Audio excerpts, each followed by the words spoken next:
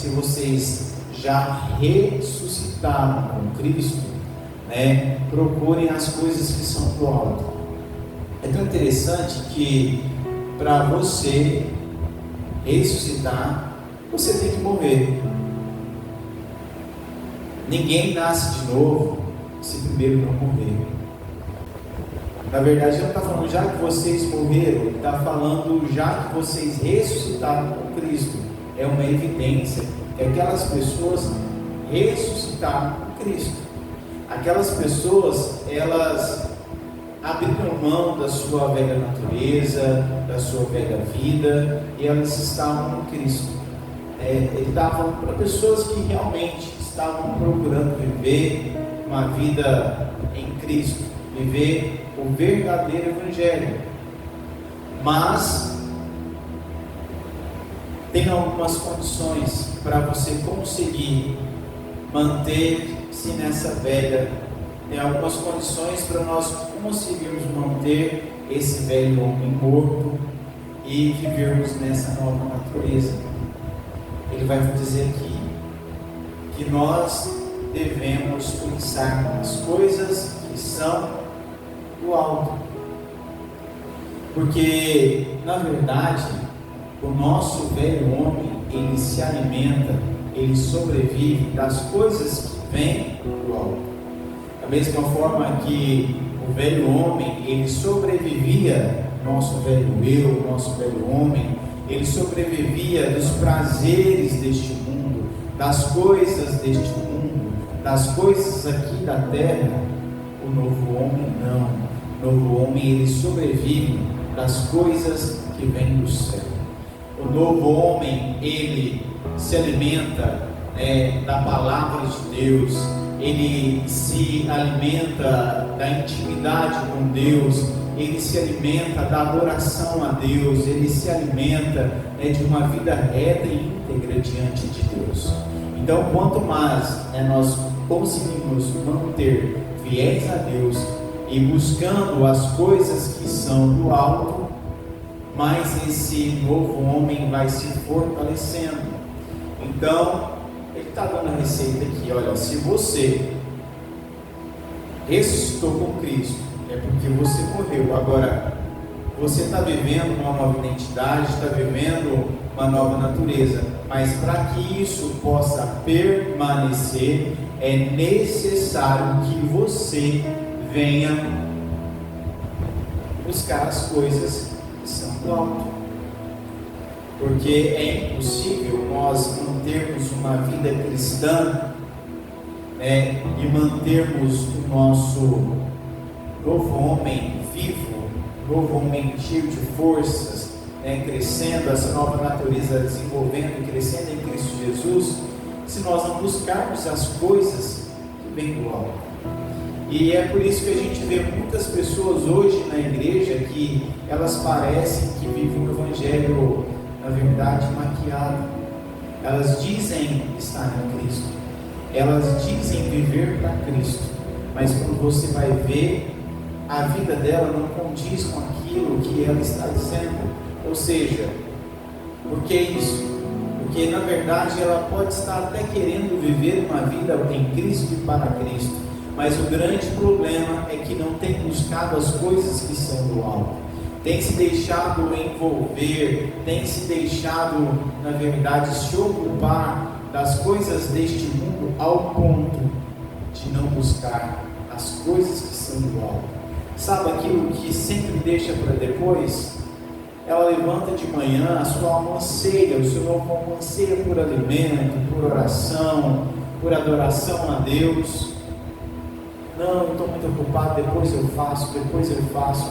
E com isso, a nova natureza vai definhando, porque quando nós não buscamos as coisas que são do alto, o nosso novo homem, nossa nova natureza está ameaçada a não sobreviver.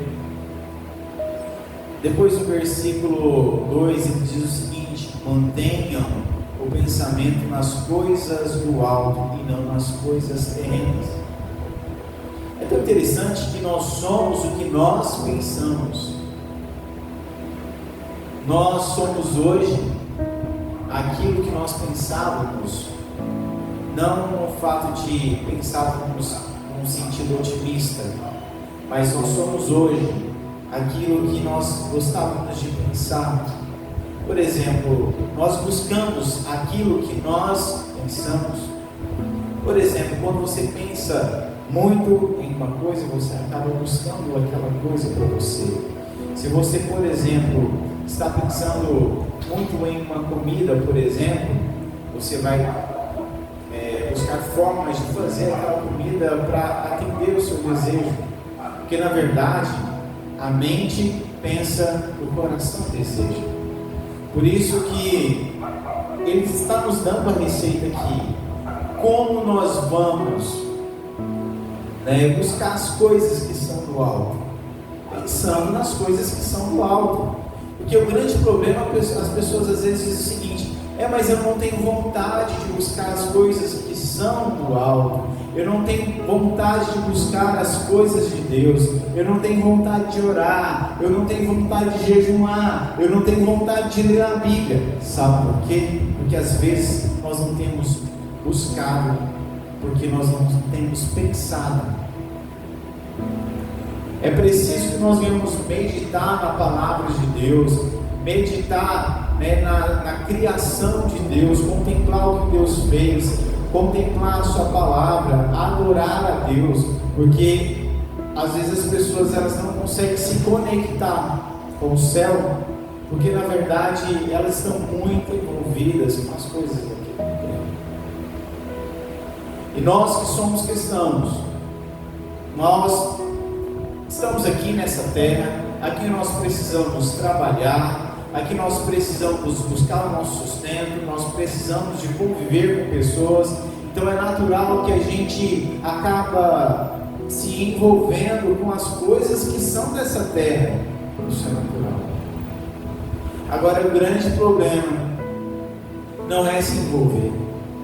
O grande problema é que quando nos envolvemos demais ao ponto de não desejarmos as coisas do céu, quando nós nos ocupamos demais com as coisas dessa terra e não tiramos tempo para Deus, quando nós pensamos muito no que queremos conquistar, quando nós pensamos no que queremos desfrutar, quando nós pensamos no que queremos fazer, quando nós pensamos naquilo que gostamos, mas às vezes nós não paramos para pensar nas coisas do céu.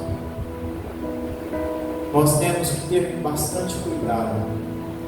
Tem muitas coisas na nossa vida, por exemplo, tem conversas que você conversa que é necessário que você vai conversar sobre negócio. As pessoas que você trabalha, trata sobre negócio, não tem como você conversar com elas sobre as coisas do céu, porque às vezes não compartilha da mesma fé que você compartilha. Mas quando você puder optar, olha, eu tenho tempo vago, eu vou conversar com um amigo que serve a Deus, ou eu vou conversar com um amigo que não teme a Deus. Agora, se você conversar com uma pessoa que teme a Deus, com certeza a probabilidade de você conversar as coisas do alto, as coisas de Deus, ela vai, na verdade, interessar por aquele assunto que você vai conversar. Você, na verdade, vai ter uma sintonia com aquela pessoa. Agora, se você vai conversar as coisas que são do alto com pessoas que são terrenas, elas não vão te dar ouvido. Então, não é aquela coisa, você precisa de conversar com as coisas que são aqui da terra. Então, até o nosso ciclo de amizade, até o que assistimos nos nossos celulares, na nossa televisão, tem que estar em sintonia com as coisas que são do alto. Às vezes nós temos no nosso dia a dia, trabalho, esse corre-corre que a gente não tem muito tempo. Aí no domingo, no sábado, você está quieto em casa, aí você para um momento de lazer, tira um momento em que você assiste um bom filme, não que seja errado, mas às vezes você não tira um tempo para ouvir uma pregação que vai te edificar. Você não tira tempo de ficar durante um tempo escutando louvores que alimenta a sua alma. Aí as pessoas elas acham que elas vão alimentar a sua alma, vai conseguir abastecer o seu espírito apenas aos domingos. Infelizmente, isso é realidade em todo e qualquer lugar que você vá. Infelizmente, a maioria das igrejas, você vai aos meios de semana, você conta nos dedos, aí você vai aos domingos, lotado. Mas onde está esse povo? Será que apenas o domingo é suficiente para se alimentar a sua alma, para buscar as coisas que são do alto? Não que você só busca as coisas que são do alto na igreja, mas a maioria das pessoas, elas não abrem a Bíblia na sua casa, elas não fazem sequer uma oração no seu lar, elas não escutam um hino na sua casa, elas não cantam um hino da harpa na sua casa. Às vezes tem pessoas que durante uma semana vão abrir a Bíblia dentro da igreja. Isso é muito triste, porque na verdade o envolvimento que a pessoa tem aqui na casa de Deus mostra como ela lida com as coisas que são do alto no dia a dia. Quanto mais frequente aos cultos, mais essa pessoa ela tem uma sintonia com as coisas que são do alto. Eu te desafio você conversar com um cristão que é realmente espiritual. Você pode ir lá nos cultos, que quando for possível ele vai estar lá. Ele vai ter os cultos como prioridade, não porque ele acha que o culto é a única forma de buscar a Deus, mas porque ele vê que é uma das formas dele ter comunhão com o corpo, dele receber palavras através de pessoas que vão edificar a vida dele, porque ele já mantém uma vida de busca em casa. Quem mantém uma vida de busca em casa, quando chega na igreja, ela não vem assistir um culto, ela vem prestar um culto. Então a vida dela é adoração em casa, adoração na igreja, e é uma pessoa que tem prazer em buscar as coisas que são do alto, porque pensa nas coisas que são do alto. Uma pessoa que vive pensando nas coisas que são do alto, por exemplo, quando ela entra no carro dela, ela não vai colocar uma música secular, ela vai colocar o quê? Um hino evangélico. Quando ela vai colocar um foninho no ouvido para ouvir alguma coisa, vai escutar as coisas que são do alto. Isso edifica a nossa vida. O grande problema é que nós vemos uma geração que escuta música secular no seu celular, que vê um monte de filme secular no seu celular, e alguns até que afrontam o Evangelho.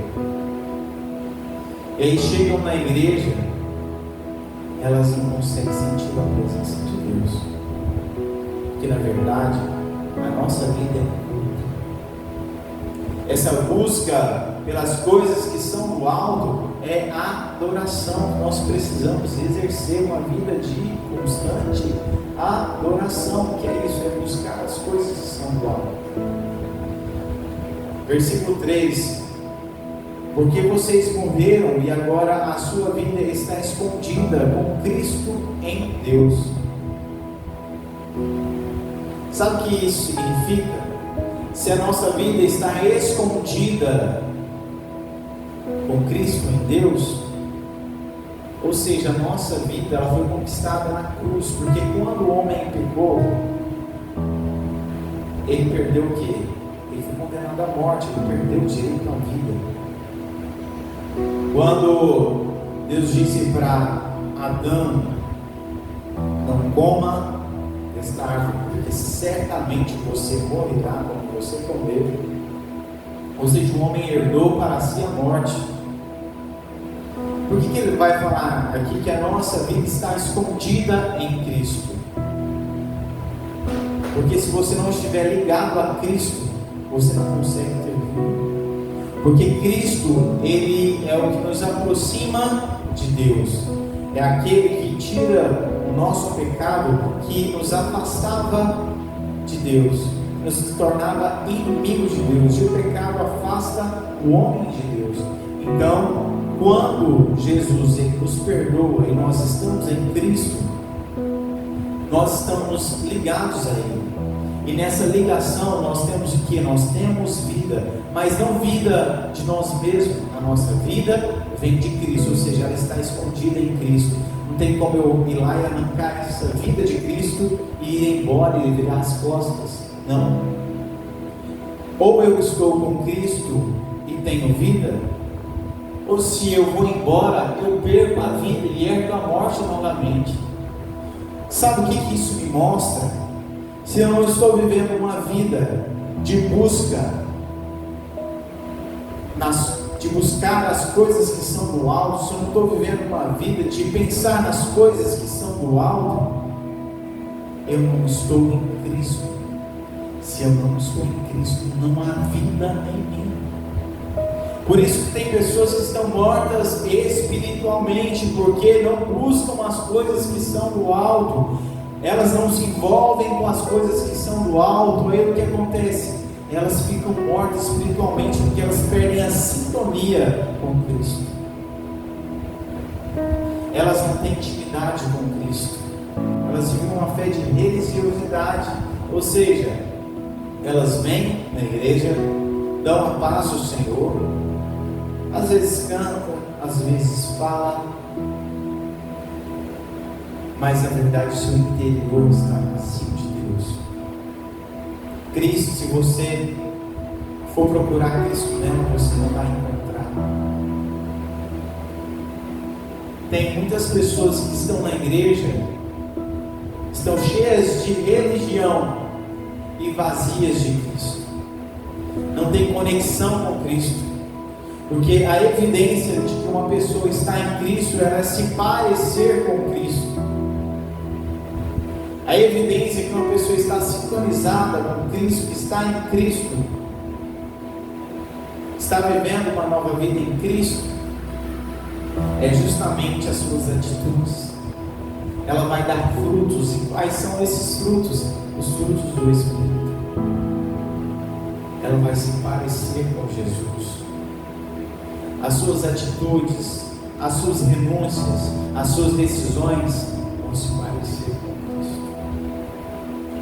Agora, se uma pessoa ela diz estar em Cristo, mas não está, as suas atitudes, os seus frutos não parecem com Jesus.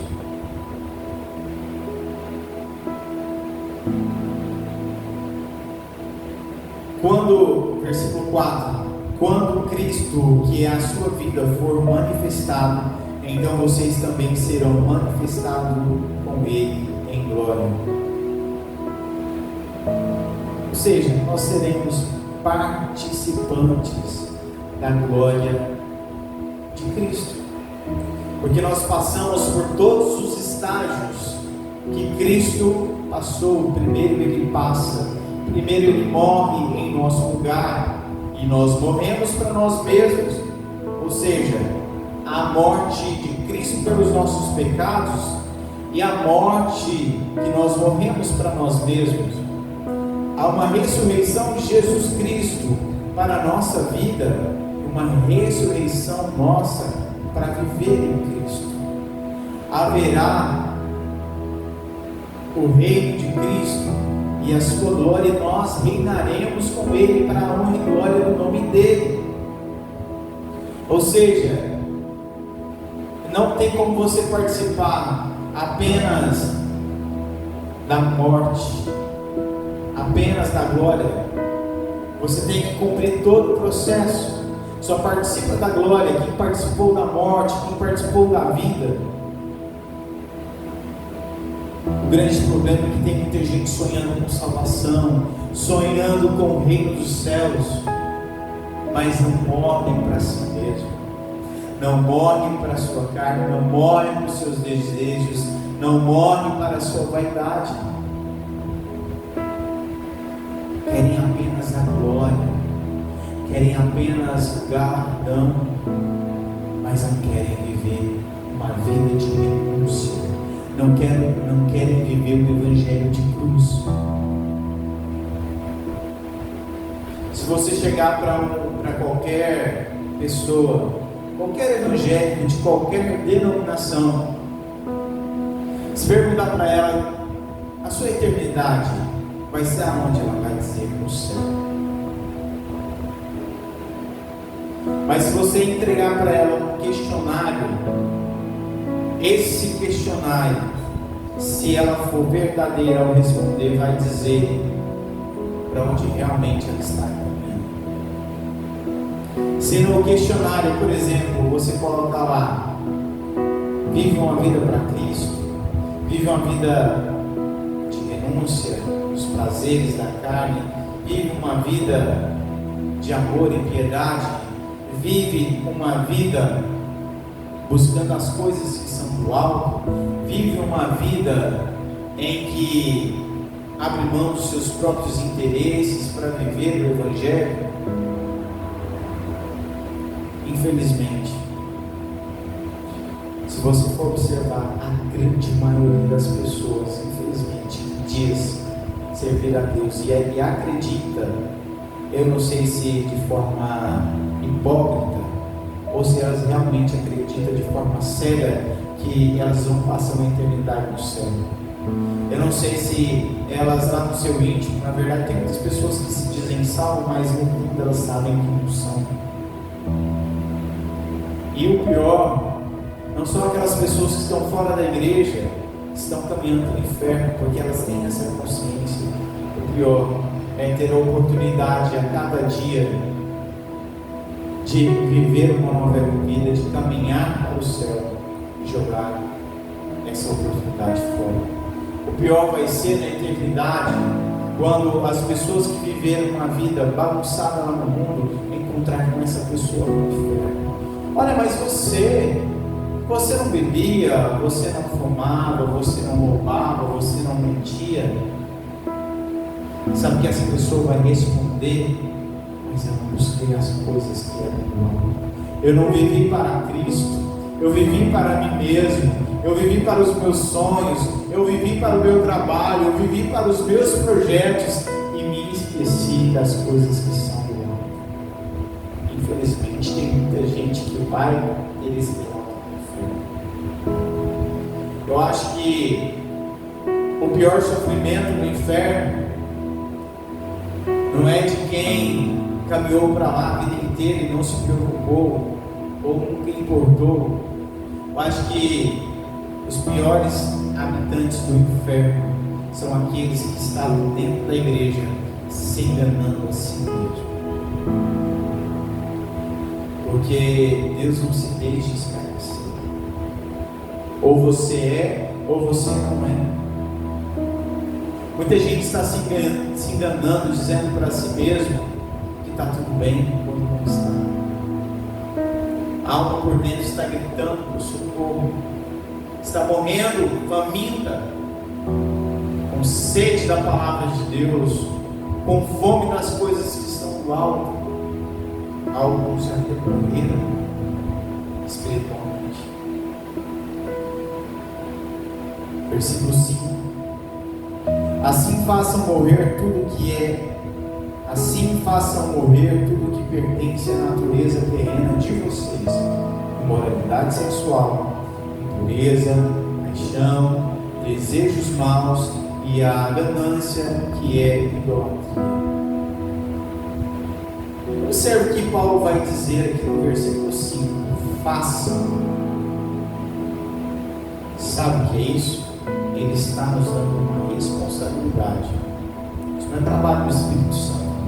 O trabalho do Espírito Santo é de convencer do pecado, da justiça, do juízo. Agora, fazer morrer a sua velha natureza, fazer morrer desejos maus, maus comportamentos, é responsabilidade minha. Por isso que Paulo vai dizer aqui: façam morrer. O Espírito Santo mostra para você o seu pecado, mostra para você a justiça de Deus e mostra para você que você está indo para o inferno. Ou seja, promove em você uma vontade de mudança de vida, que é o arrependimento. Agora, fazer morrer os seus maus desejos, a sua velha natureza, isso é sua responsabilidade. Tem gente que quer jogar isso na conta do Espírito Santo. Não. Se você quiser, se você tentar fazer morrer, o Espírito Santo vai te capacitar para isso. Porque nós não conseguimos de nós mesmos, mas é preciso ter uma intenção no nosso coração. Uma intenção, um desejo de querer matar esses desejos, matar essas paixões, matar, essa velha natureza. É necessário, é responsabilidade minha ou sua. Ou seja, quando você fala para uma pessoa, faça isso, faça aquilo, você está dando a ela uma responsabilidade, foi dada uma ordem aqui. Quando alguém te passa uma ordem, ela vai cobrar de você. Aqui Deus está usando Paulo para nos passar essa ordem: faça morrer. Quando chegar lá no juízo final, tem muita gente que vai alegar: eu não tive forças. Não, você não teve interesse. Você não teve interesse de fazer morrer, porque você não quis renunciar ao pecado. Uma das primeiras coisas que ele diz para fazer morrer é a imoralidade sexual. O que é imoralidade? É desrespeito ao que é moral. Ou seja, toda imoralidade diz respeito a regras morais. Você já viu o tanto que o homem, ele tem um desejo sexual que é muito, vamos dizer assim, tudo que é proibido sexualmente, ele deseja com maior força. Quantos casamentos se fizeram porque às vezes a pessoa traiu o esposo ou a esposa com uma pessoa que era menos atraente do que a pessoa que ela vivia, mas o desejo dela era por aquilo que era proibido a ela, por aquilo que moralmente era proibido, por aquilo que diante de Deus era proibido. E é comprovado cientificamente que na sexualidade tudo aquilo que é proibido, no momento em que aquele padrão é quebrado, gera mais prazer. Por isso nós não podemos ser amantes dos prazeres, porque aquilo vai gerar, na verdade, uma dopamina. Quando a pessoa ela faz o que é errado, o que é fora do padrão, o que é proibido, ela sente algo diferente. Parece que o prazer é muito maior, porque na verdade é algo que é proibido para ela. E isso, na verdade, quando a pessoa, por exemplo, ninguém começa com coisas, na verdade, nessa área que sejam tão vergonhosas, que sejam tão más. Por exemplo, uma traição não começa no ato, não.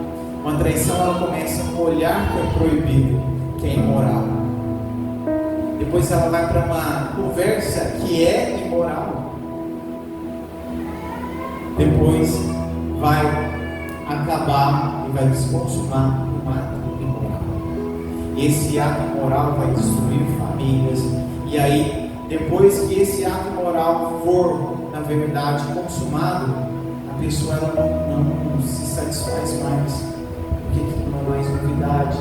Ela vai procurar algo mais imoral ainda, porque a Bíblia diz o seguinte: um abismo chama outro abismo. Depois, outra coisa que ele fala para a gente fazer morrer é a impureza e as paixões. O que é impureza? É falta de integridade. Por exemplo, tudo que é puro é algo que não tem. Por exemplo, se eu pego uma água e falo que essa água é pura, essa água, na verdade, ela não tem nenhuma substância nela que não seja água. Ou seja, ela é íntegra. Agora, por exemplo, se eu pego uma água, coloco um pó de café, essa água não é mais pura. Se eu pego uma água e coloco, por exemplo, um corante, essa água perdeu a sua pureza. Porque ele não tem mais só água, tem outros componentes que estão contaminando, que está tirando a pureza da água. Ou seja, as paixões, elas tiram de nós a integridade, elas tiram de nós a pureza. Porque na verdade, a paixão, ela é um desejo intenso por aquilo que não é nosso. As paixões é um desejo que a pessoa, às vezes, ela até dá uma alteração de pressão, congela, a pessoa fica nervosa, os batimentos aumentam, ou seja, é um desejo que parece que o corpo está pedindo algo que ela não tem, ou orgulho. Nesse caso, por exemplo, quando a pessoa vê algo que não é dela, que é uma cobiça, ela sente algo muito forte dentro do coração. Por isso que ele vai mandar a gente matar as paixões, porque as paixões tiram de nós a nossa pureza. Nós começamos a desejar aquilo que não é nosso, nós começamos a desejar aquilo que é do outro. Porque se você mata as paixões, você não vai desejar aquilo que é do seu irmão. Se você mata as suas paixões, você não vai desejar o carro, a casa, a mulher, o seu próximo. Porque na verdade, o que é errado não é você desejar as coisas, é você ter um sentimento de paixão.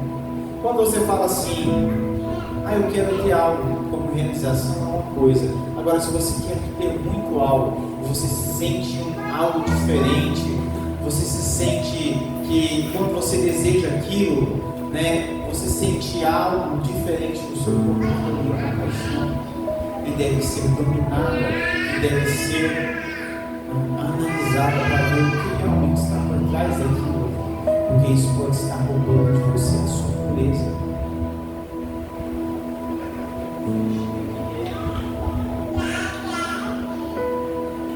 Outra coisa, desejos maus. Quando ele fala aqui de desejos maus, quando ele fala aqui de desejos maus, é porque existem bons desejos. Na verdade, ele não está falando, olha, é proibido desejar. Não. É proibido você desejar maus desejos. Por quê? Quando eu desejo algo que não é para mim, quando eu desejo algo que, por exemplo, é contra a vontade de Deus, isso é um mau desejo. E todo mau desejo, ele afronta a santidade de Deus. Todo mau desejo, ele acaba, na verdade, nos distanciando de Deus. Por isso nós devemos matar esses maus desejos. Outra coisa também que nós devemos fazer morrer em nós, a ganância, que é a idolatria. Já viu aquela pessoa que quer tudo para si? Parece que tudo tem que ser para ela. Se você, por exemplo, der algo para ela repartir, tem o risco dela não repartir com ninguém, mesmo se ela repartir, ela vai deixar outras pessoas, na verdade, receber uma parte menor do que, na verdade, deveria receber. Ou quando ela faz um negócio, ela sempre tenta tirar algo a mais da pessoa. Isso, sabe o que é? Isso é ganância. Isso é querer ter mais do que na verdade é nosso direito. E ele manda a gente matar isso, porque isso é idolatria. nós estamos idolatrando nós mesmos, achando que nós merecemos mais do que os outros. Já viu que tem gente que pensa que ela precisa mais do que o outro, quando na verdade às vezes o outro está precisando mais do que ela? Quantas pessoas, por exemplo, que às vezes têm as suas contas bancárias cheias, mas às vezes paga mal o seu funcionário, ou seja, porque ela acha que ela precisa mais do que o seu funcionário, porque na verdade essa ganância ela está colocando ela no pedestal, como se ela fosse Deus, como se o outro não precisasse, como se a vida do outro não fosse relevante, como se a vida dela fosse mais importante. Então isso é o que? É idolatria a si mesmo. Versículo 6: é por causa dessas coisas que vem a ira de Deus sobre os que vivem na desobediência. O que é desobediência? Quando nós cometemos essas coisas que é contrário à palavra de Deus, nós estamos em desobediência. Quando nós desobedecemos a Deus, nós nos tornamos inimigos de Deus. E quando nós nos tornamos inimigos de Deus, sabe o que acontece? A justiça de Deus, ela se encarrega de colocar as coisas a pratos limpos, porque na verdade Deus é um Deus justo, e sendo justo, Ele não se deixa escarnecer. Ele precisa fazer com que a sua justiça seja aplicada na humanidade, na criação. Então, a ira de Deus, ela vem sobre nós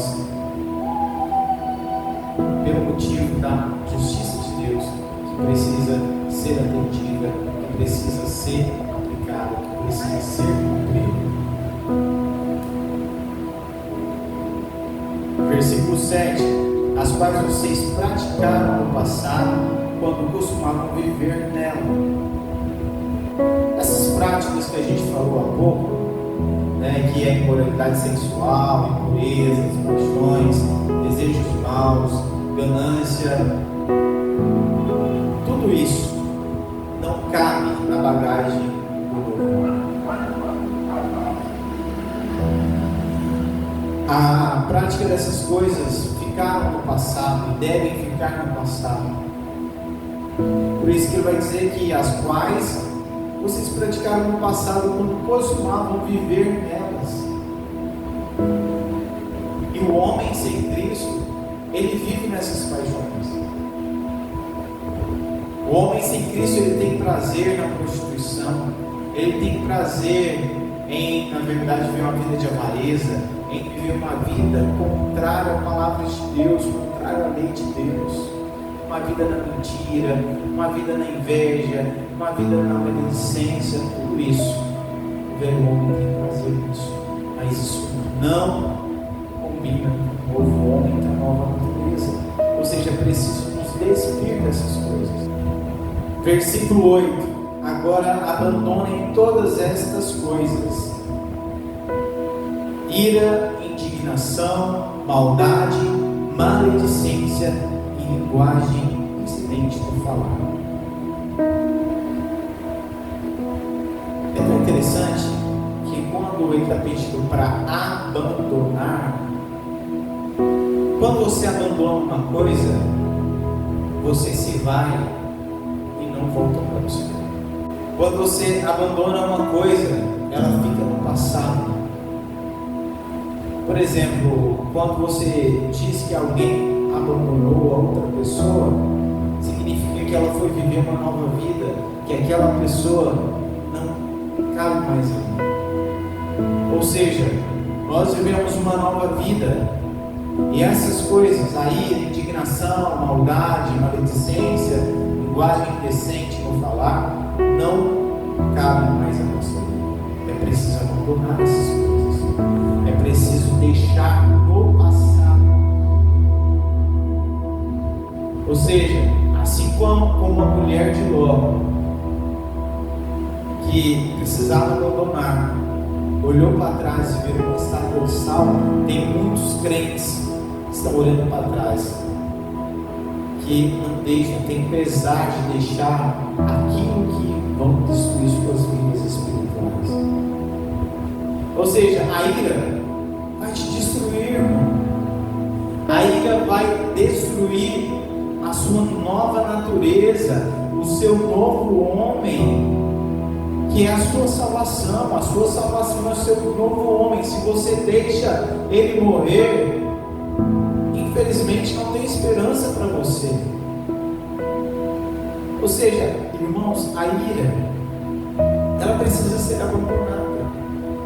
É algo que cabia no velho homem. E deixa eu te falar, a ira, ela não vem sem motivo. Toda ira, você sabia que quando nós iramos com alguma coisa, é que a gente não aceita aquela situação? Toda ira, ela carrega uma inconformidade. E aqui cabem duas coisas. Quando nós iramos com as pessoas, é porque nós não perdoamos, nós não aceitamos aquele comportamento. Só isso aqui nós já estamos irando. E quando nós iramos com as situações, é como se nós não aceitássemos que Deus é soberano sobre todas as coisas que acontecem. Ah, o carro quebrou. Eu miro, eu xingo. Ah, começou a chover, eu começo a xingar, eu começo a murmurar. Tudo isso mostra que eu estou irando, que eu não aceito o que está acontecendo. Ou seja, eu tenho poder apenas sobre o que eu faço, mas eu tenho que aceitar as coisas que acontecem à minha volta, que não diz respeito às minhas decisões, que não diz respeito a mim mesmo. Ou seja, eu tenho que entender, quando eu compreendo uma pessoa, eu não miro. Quando eu perdoo uma pessoa, o comportamento que ela teve, que me levaria a irar, hoje eu não iro mais. Por quê? Porque eu abandonei a ira. Porque na verdade, por exemplo, como você vai ver, Moisés, quando desce do monte, ele não aceitou aquele comportamento. É como se ele estivesse, eu não aceito isso que aconteceu, mas já havia acontecido. Não era algo que ele poderia prevenir. Não, já ele chegou ali, viu o povo já tinha feito aquele bezerro, já tinha praticado a idolatria, não há o que poderia ser feito. Mas mesmo assim, ele se ia, ou seja, eu não aceito isso acontecer.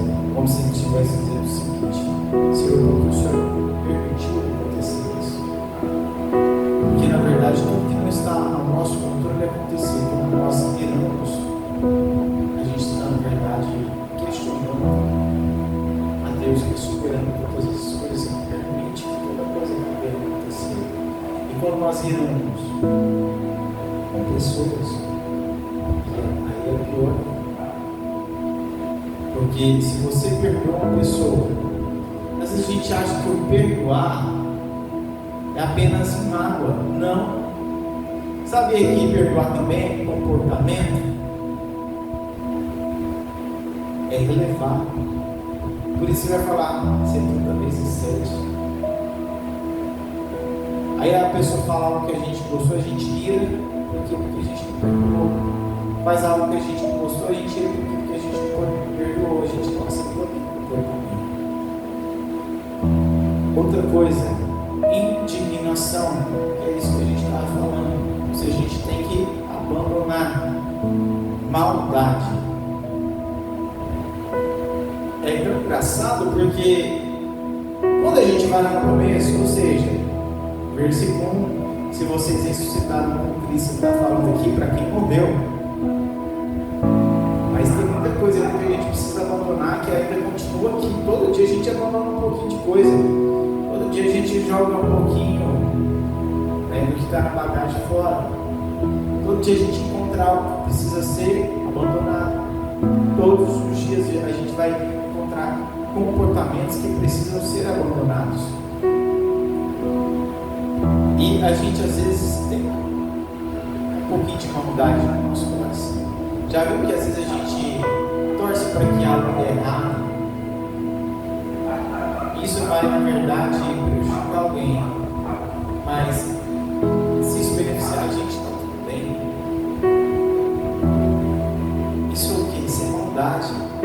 maledicência. Aqui está uma coisa que a gente às vezes tem que vigiar. Mas a gente gosta de às vezes ressaltar o que o outro fez de ruim, ressaltar os defeitos do outro. Às vezes a gente gosta de comentar o que o outro fez, de propagar o erro do outro, de chegar nos lugares e além do que a pessoa fez, ainda dá uma vontade dele. O que o maledicente faz? Ele não só traz o fato, mas sabe o que o maledicente faz? Ele ainda coloca malícia. Ou seja, ele quer colocar uma intenção maldosa sobre o que aconteceu. E isso na verdade é ruim. Isso não é coisa que uma pessoa que nasceu de novo deve fazer. Linguagem decente no falar. Tem umas coisas que o povo do mundo fala que não cabem na nossa boca. Sabia que tem muitas coisas, muitas gírias que são obscenas e a gente às vezes não percebe. Infelizmente, tem gente que não tem, na verdade, conhecimento e fala umas coisas que não combinam na boca de um cristão, na boca de quem nasceu de novo. Às vezes a gente precisa passar um pente fino na nossa linguagem, sabia? Naquilo que a gente fala, na forma de falar, nos nossos vícios de linguagem. Tem coisa que é difícil abandonar, mas é impossível. Precisa abandonar. Versículo 9: Não mintam uns aos outros, visto que vocês se despiram do velho homem em suas práticas. Se você tem um hábito de mentir, você não está em Cristo. Como assim? Não sabe. É bem verdade que às vezes, uma vez ou outra, você pode cair no pecado da mentira. Ah, mas eu não tenho esse hábito, mas aconteceu. Tudo bem. Você pede perdão, não pratica mais, tenta não mentir de novo. Agora, sabe que tem pessoas que ela mente tanto que ninguém acredita no que ela fala. Tem pessoas que ela mente tanto que ela perde a credibilidade. Agora imagine um cristão onde as pessoas não levam em conta o que ela fala porque ela mente. Tem gente se enganando. Quem mente se torna propriedade do diabo e semelhante a ele, sabe? A única coisa que te entrega de bandeja para o diabo é mentira. Vamos ler o Evangelho de João, capítulo 8, versículo 44. Vocês pertencem ao pai de vocês, o diabo, e querem realizar o desejo dele.